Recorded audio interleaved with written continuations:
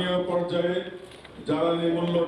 নির্বাচিত নেতৃত্বশূন্য বিজিএমইতে চলছে ভোটের তোড়জোড়। আগামী 31 মে হতে যাওয়া নির্বাচনে অংশ নেয়া সংগঠনটির জোট দুটি সদস্যদের সামনে তুলে ধরছে নানা প্রতিশ্রুতি। এরই অংশ হিসেবে বৃহস্পতিবার রাজধানীর একটি হোটেলে সম্মিলিত পরিষদ আয়োজন করে সংবাদ সম্মেলনের, যেখানে জোটের পক্ষ থেকে তুলে ধরা হয় কিভাবে মোকাবিলা করা হবে এলডিসি উত্তরণের চ্যালেঞ্জ। ঝরে পড়া উদ্যোক্তাদের পাশে থাকার আশ্বাস দিয়ে এসএমই উদ্যোক্তাদের এগিয়ে নেওয়ার প্রতিশ্রুতি দেন জোটের নেতারা। আমরা নির্বাচিত হয়ে আসলে ভুয়া ভোটার বাদ দিয়া যাদের ফ্যাক্টরি আছে, ফ্যাক্টরির অস্তিত্ব আছে, ফ্যাক্টরি বন্ধ, আমরা তাদের সাথে প্রায়োরিটি বেসিসে আলাপ আলোচনা করে এই ফ্যাক্টরিগুলো পরিচালনা করার জন্য আমরা সচেষ্ট হব।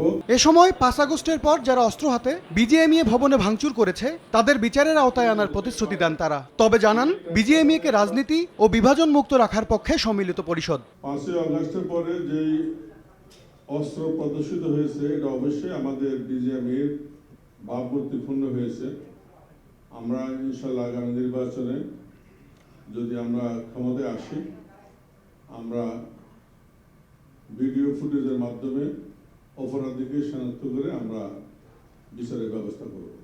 এই রাজনৈতিক বিভাজনটা আমরা এর মধ্যে পোশাক শিল্পকে নিতে চাই না। সম্মিলিত পরিষদের প্রতিপক্ষ জোট ফোরাম ক্ষমতায় থাকাকালে ভুয়া ভোটার বানানো হয়েছে বলে এ সময় দাবি করেন সম্মিলিত পরিষদের নেতারা। 2021 যখন ফোরাম দায়িত্বে ছিলেন, কে ছিলেন আপনারা জানেন?